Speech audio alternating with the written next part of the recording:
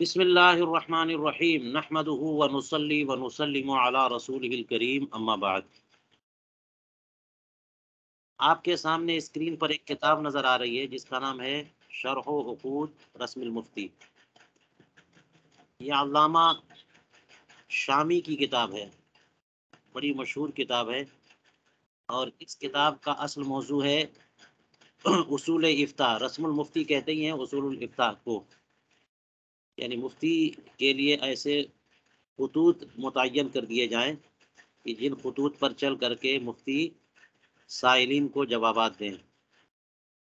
تو انہی کے مسائل انہی مسائل یا انہی اصول کو نظم کر دیا ہے علامہ سید محمد امین ابن عابدین علامہ شامی رحمہ اللہ نے، اور اس کتاب کا یعنی اس نظم کا نام رکھا ہے عقود و رسم المفتی۔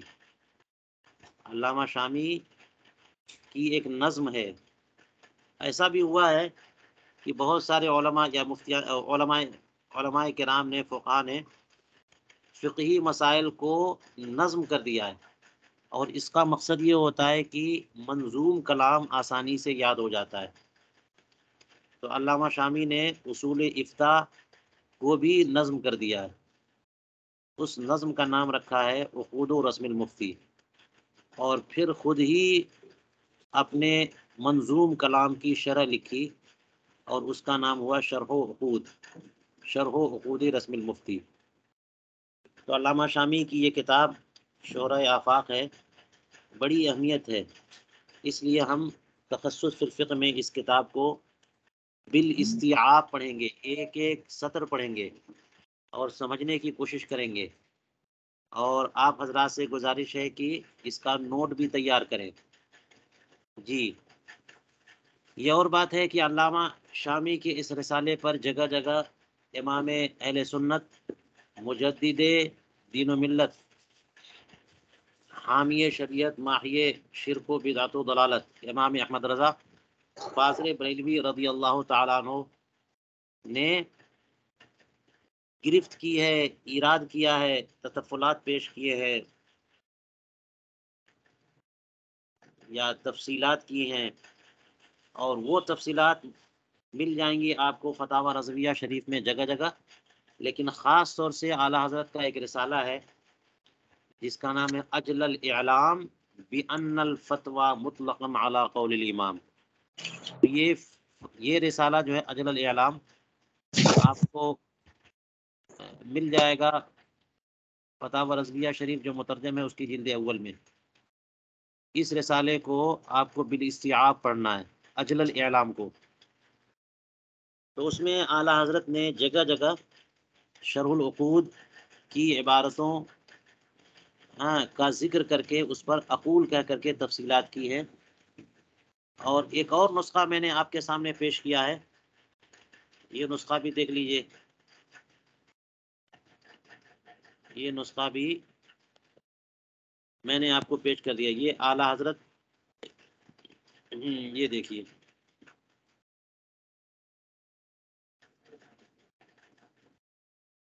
یہ نسخہ دکھ رہا ہے آپ کو؟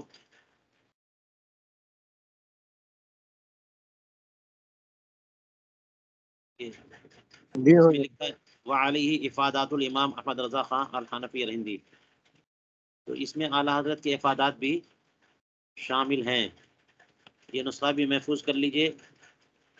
تو جگہ جگہ ہم اس کو دیکھیں گے بھی، پڑھنے کی کوشش بھی کریں گے جہاں ضرورت پڑی۔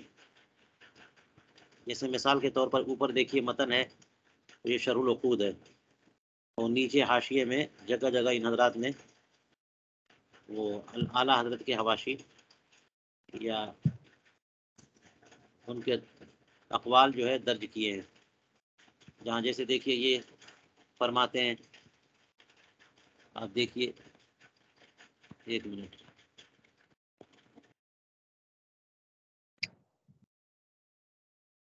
یہ دیکھیے قال الامام محمد رضا نظر آ رہا ہے۔ تو اس طرح سے اس نسخے میں اعلیٰ حضرت کے اقوال بھی یا تشریحات بھی موجود ہیں، اس کی وجہ سے یہ نسخہ بہت مفید ہو گیا ہے۔ ٹھیک ہے، تو یہ نسخہ بھی آپ ذہن میں رکھیے، لیکن ہم پڑھیں گے اس سے کیونکہ یہ مختصر اس میں کچھ حواشی نہیں ہے تو صفحات بالکل کلیئر نظر آتے ہیں. ٹھیک ہے. اور بھی اس کے نسخے ملیں گے، آپ حضرات لے سکتے ہیں. اور یہ جو کتابیں میں آپ کو پیش کرتا ہوں، ان کتابوں کو تو پی ڈی ایف کی شکل میں رکھنا ہے، لیکن ہارڈ کاپی بھی ضرور آپ حضرات خریدیے. صرف پی ڈی ایف تک محدود مت رہیے. یہ تو ایک سہولت کے لیے ہم کر رہے ہیں کہ دور دراز آپ مقام اپنے اپنے جگہوں پر ہیں تو اسکرین پر یہ کتاب نظر آئے تو پڑھنے میں آسانی ہوگی. ورنہ سیکھنے کا معاملہ صرف پی ڈی ایف تک محدود مت رکھیے، ضرور ہارڈ کاپی خرید لیجیے. یہ کتابیں جیسے شرح العقود ہے اور در مختار ہے، یہ تو چھوٹی چھوٹی کتابیں آپ کو سستے میں مل جائیں گی. لیکن اگر آپ کا بجٹ جو ہے اجازت دے تو آپ رد المحتار ہے، فتاوی ہندیہ عالمگیری جو ہے، بدائع الصنائع، یہ ساری کتابیں نصاب کی خرید لیجیے. جتنی جلدی خریدیں گے آپ کے لیے آسانی اور سیکھنے میں رسوخ پیدا ہوگا. ٹھیک ہے. تو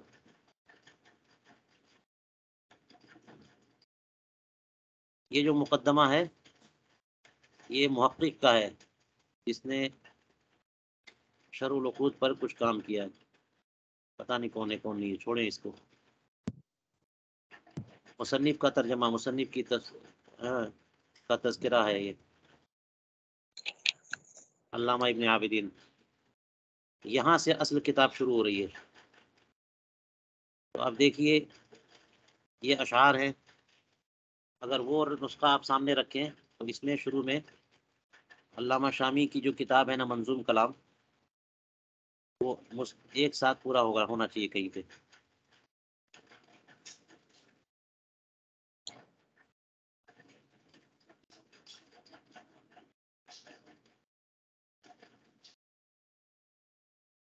وہ بھی بہتر ہے کہ آپ جو ہے منظوم کلام سامنے رکھیں، اور کسی سے اگر ممکن ہو اور پورا کلام ہی رٹ لے جائے تو سبحان اللہ بہت اچھی بات ہو جائے گی.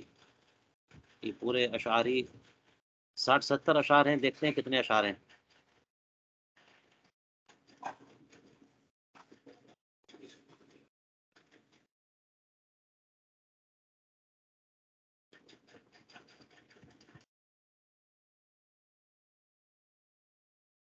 یہ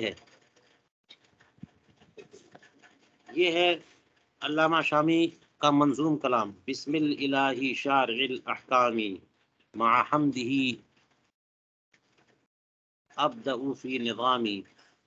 ابداً لکھا ہے اس میں، تو یہ دیکھ لیجئے.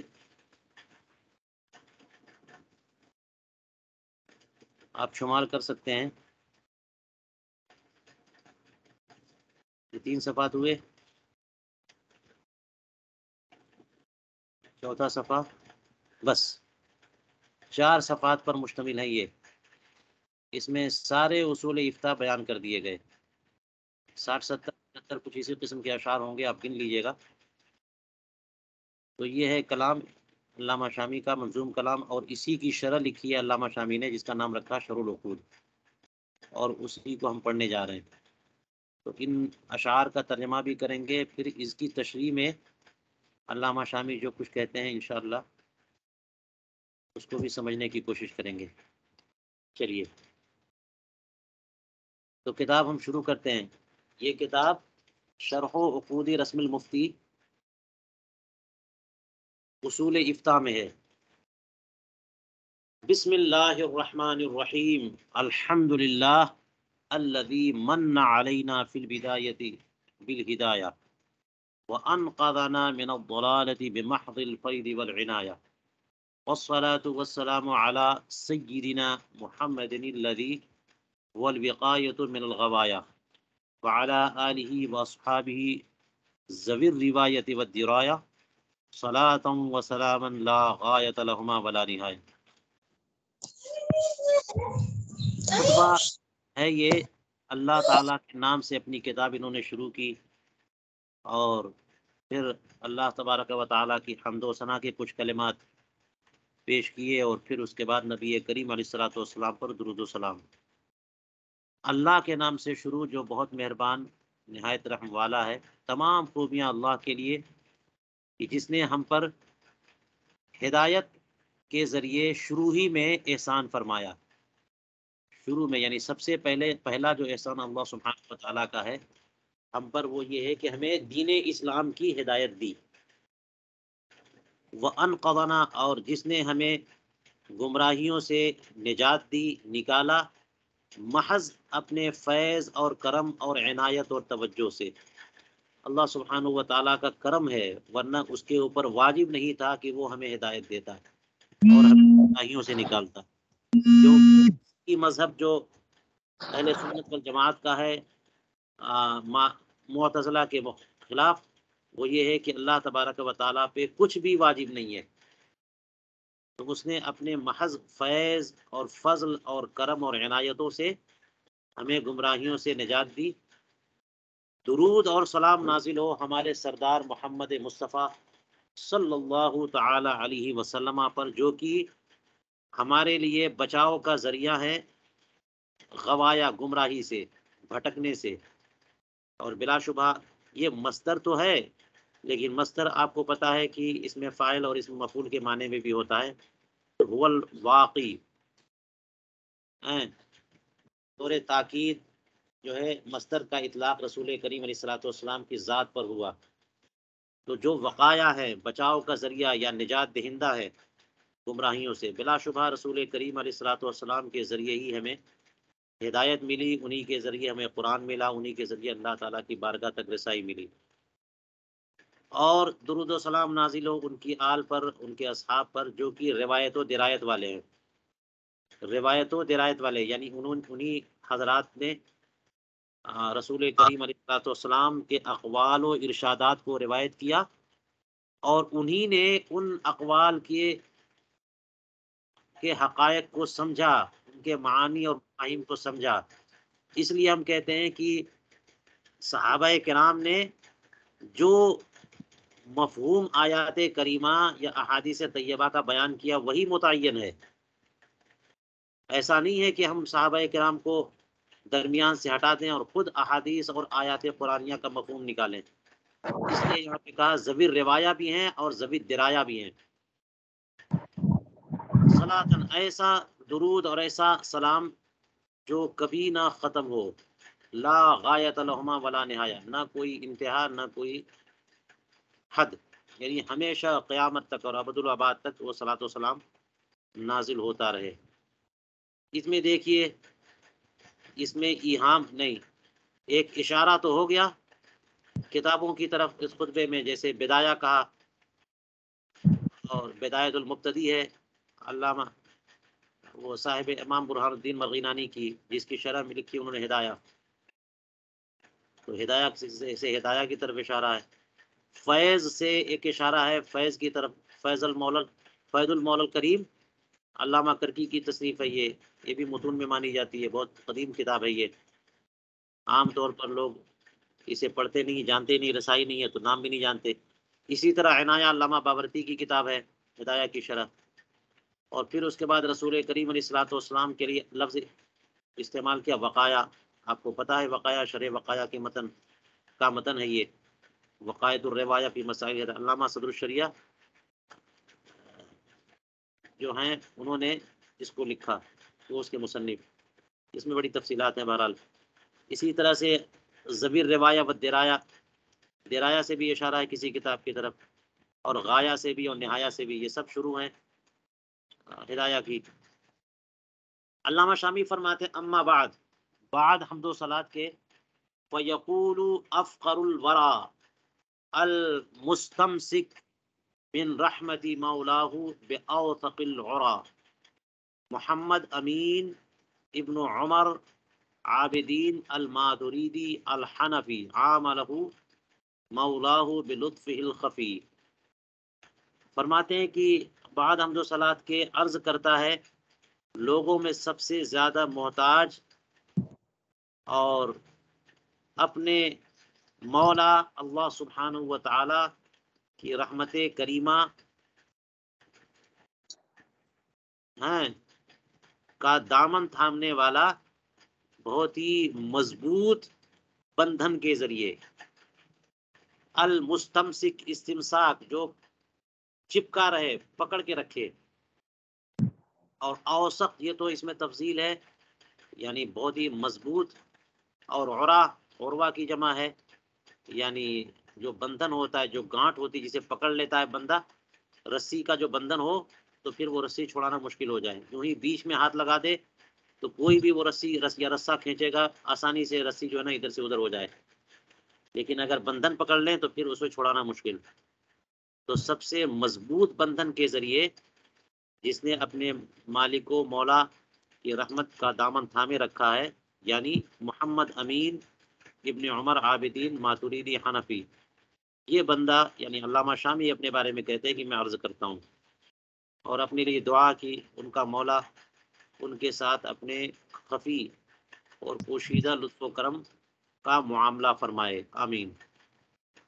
علامہ شامی کہتے ہیں ھذا شرح لطیف وضعته على منظومتی التي نظمتها في رسم المفتی، یہ ایک نہایت ہی لطیف شرح ہے، بہت اچھی شرح ہے، یعنی اس کا مطلب یہ ہوا کہ اس میں مشکلات اور گاڑے گاڑے الفاظ اور گاڑی گاڑی ترکیبیں نہیں ہیں، یہ شرح لطیف ہے جو میں نے رکھی ہے، یعنی جسے لکھا ہے اپنے اس کلام، اپنے منظوم پر جنہیں میں نے نظم کیا ہے رسم المفتی کے موضوع میں، رسم المفتی کے تعلق سے، یعنی اصول افتاء کے تعلق سے جس کلام کو میں نے نظم کیا ہے اس منظومہ پر میں نے یہ شرح لکھی، وضح به مقاصدها واقید به عوابدها وشواردها، اسألہ سبحانہ ان یجعلہ خالصا لوجہہ الکریم موجبا للفوز العظیم، فاقول وبہ استعین۔ فرماتے ہیں کہ یہ جو شرح لکھی ہے میں نے، اس کا مقصد کیا ہے؟ فرماتے ہیں کہ میں اس منظوم کلام کے مقاصد کو اس شرح کے ذریعے واضح کروں گا، اوضح، اس منظوم کلام کے مقاصد کو میں کھولوں گا، تفصیل سے بیان کروں گا، اور فرماتے عوابد اور شوارد یہ دو جو لفظ ہیں، عابدہ یعبدو اور شردہ، عابدہ کا معنی جو جانور کبھی بدک جاتا ہے، بھاگنا شروع کر دیتا ہے ادھر ادھر، اور شارد تو اس کو کہتے ہیں جو جانور ریوڑ سے، بکریاں یا جانور جو کنارے کنارے چل رہے ہوتے ہیں، تو جو کنارے کنارے چل رہے ہوتے ہیں ان پہ خوف بھی ہوتا ہے کہ کبھی بھی کوئی جانور آ کر کے ان پہ حملہ کرے، تو انہی کو خطرہ زیادہ ہے، جو کنارے جو بیچ میں ہوتے ہیں وہ محفوظ ہوتے ہیں، اور عوابد وہ ہیں جو بکھر اچھل کر کے ادھر ادھر جائیں۔ تو علامہ شامی کہتے ہیں کہ اس شرح کے ذریعے میں اس منظوم کلام کے منتشر مفاہیم اور دور دراز کے مطالب اور معانی کو مقید کروں گا، یعنی سب کو شامل کروں گا، کسی کو ادھر ادھر ہونے نہیں دوں گا، کوئی ایسا لفظ، کوئی ایسا اسلوب، کوئی ایسا مفہوم ہے جو لوگوں کے ذہن میں نہیں آ رہا ہے یا ادھر ادھر ہو رہا ہے یا بھاگ رہا ہے، سب کو جو ہے نا پابند سلاسل کر کے سب کو دماغ میں داخل کر دوں گا، شامل کر لوں گا، کسی کو ادھر ادھر نہیں ہونے دوں گا۔ فرماتے ہیں کہ میں اللہ سبحانہ و تعالی سے دعا کرتا ہوں کہ اس کتاب کو خالصتاً اپنی رضا کے لیے قرار دے دے، اپنی رضا کے لیے بنا دے، کہ اللہ اس سے راضی ہو جائے اور فوز عظیم کا موجب بنا دے، کہ اس کے ذریعے اللہ تبارک و تعالی مجھے عظیم کامیابی عطا کر دے، اور عظیم کامیابی سے مراد دار آخرت میں کامیابی اور نجات ہو سکتی ہے۔ فرماتے فاقول و بہ استعین فی کل حین، میں عرض کرتا ہوں اور اسی سے مدد طلب کرتا ہوں ہر حین و آن میں، مسلسل۔ علامہ شامی اپنے اشعار کا آغاز کرتے ہیں، فرمایا، غور سے سن لیجیے آپ حضرات، فرماتے ہیں بسم الالہی شارع الاحکام مع حمدہ ابدأ فی نظامی ثم الصلاة والسلام سرمدا علی نبی قد اتانا بالہدا وآلہ وصحبہ الکرام على ممر الدهر والأعمام وبعد فالعبد الفقير المذنب محمد بن عابدين يطلب توفيق ربه الكريم الواحد والفوز بالقبول في المقاصد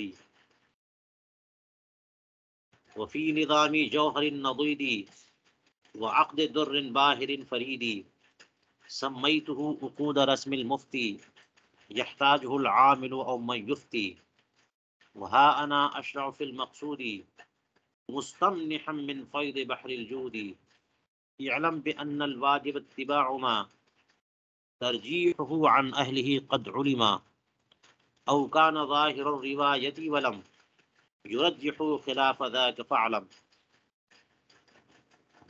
دیکھیے یہاں پہ علامہ شامی نے اپنے نظم سے کتنے اشعار پیش کیے؟ 1 2 3 4 5 6 7 8 9 10 10 اشعار یہاں پر آپ کے سامنے آ گئے جی.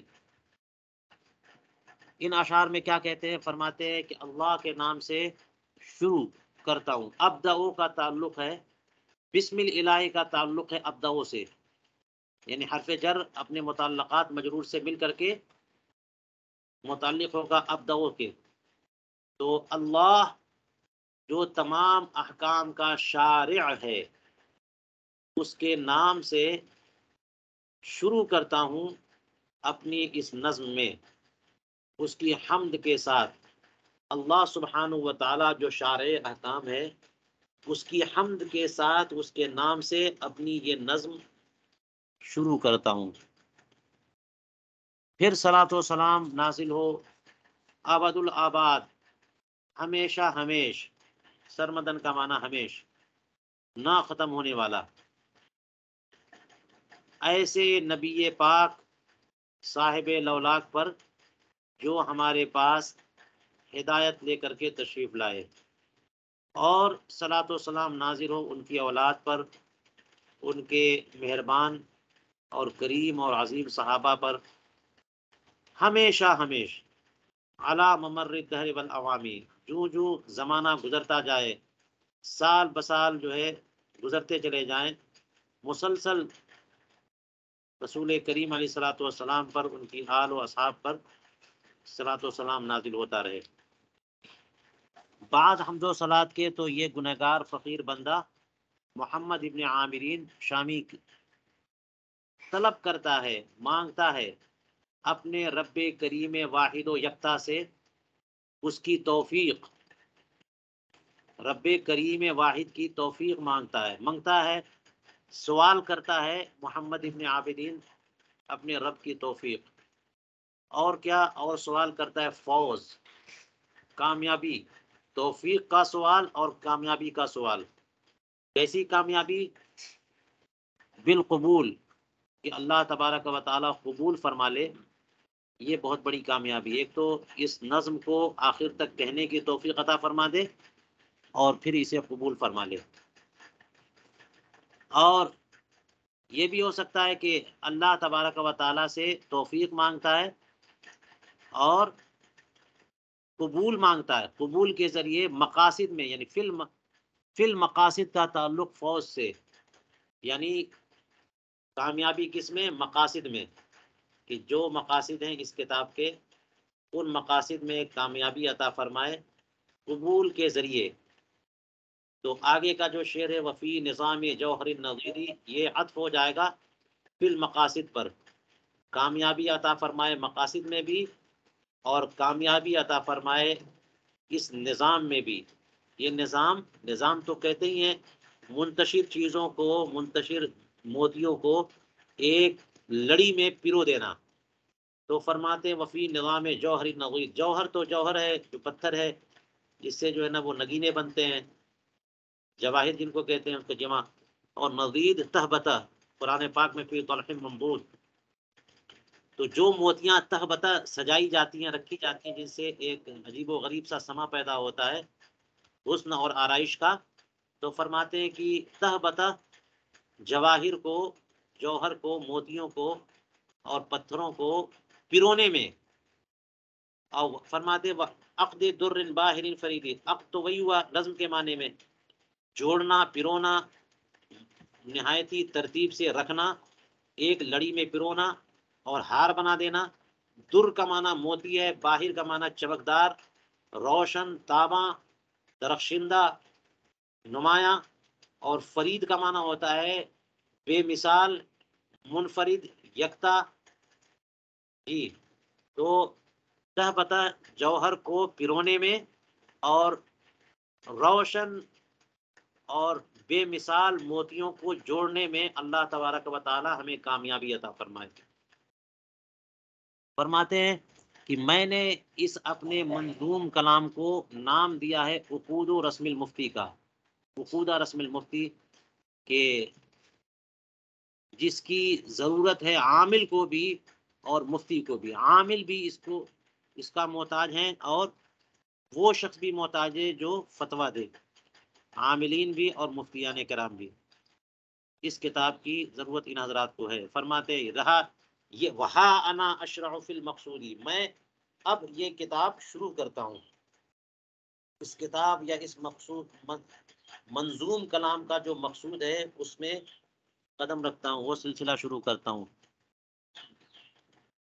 جود و سخاوت کے سمندر کے فیض سے عطیہ طلب کرتے ہوئے، یعنی اللہ رب العزت کی بارگاہ کرم اور بارگاہ جود و سخا کے فیضان کا مطالبہ کرتے ہوئے، سوال کرتے ہوئے، بھیک مانگتے ہوئے میں اپنے نظم منظوم کلام کا آغاز کرتا ہوں، یعنی منظوم کلام میں اپنے مقصد کی طرف آگے بڑھتا ہوں۔ تو اب دیکھیے یہاں سے رسم المفتی شروع کر رہے ہیں۔ فرماتے ہیں کہ جان لو کہ بے شک واجب ہے ایسے قول کی اتباع کی جس کی ترجیح اہل ترجیح سے معلوم ہو چکی ہو۔ اتباع ما ترجیحہ عن اہلہ قد علما، یہ قد علما جو الف ہے وہ اشباع کا ہے۔ اشباع کا الف کا مطلب یہ ہوتا ہے کہ ضرورت شعری کی وجہ سے اس سے پہلے والے مصرے میں کیونکہ ماں ہے تو اسی سے مناسبت کے لیے علما، ورنہ تثنیہ نہیں ہے۔ جی تثنیہ نہیں ہے، یہ واحد ہی ہے۔ تو جملہ یہ ہوا الواجب اتباع ما قد علم ترجیحہ عن اہلہ، یہ لوگوں پر واجب ہے کہ ایسے قول کی اتباع کریں جس قول کی ترجیح اہل ترجیح سے معلوم ہو چکی ہو، مرجحین نے اس کو راجح قرار دے دیا تو اسی کی اتباع واجب ہے۔ یا پھر وہ ظاہر الروایہ ہو، او کان ظاہر الروایت ولم، یا پھر وہ قول ایسا ہو جو کہ ظاہر الروایہ کا ہو اور اس کے خلاف کو ان اہل ترجیح نے ترجیح نہ دی ہو، تو یہ بات اپنے ذہن میں رکھنا۔ فعلم، یہ دو شعر میں انہوں نے اپنی پہلی بات رکھ دی۔ اس کا خلاصہ یہی ہے کہ مفتیان کرام پر، مقلدین پر اور عاملین عمل کرنے والوں پر واجب ہے کہ انہی دو چیزوں کی اتباع کریں، یا تو ایسا قول جو قول ظاہر الروایہ کا جس کی تفصیل ہم نے اس سے پہلے کی ہے، یا تو ظاہر الروایہ کی اتباع کریں، اور وہ قول اگر ظاہر الروایہ سے نہیں ہے تو اصحاب ترجیح نے اسے ترجیح دے دیا ہو تو اس قول راجح اور قول مرجح کی اتباع کریں۔ اس کے علاوہ کسی کی اتباع نہیں کرنا، یا تو ظاہر الروایہ یا قول مرجح۔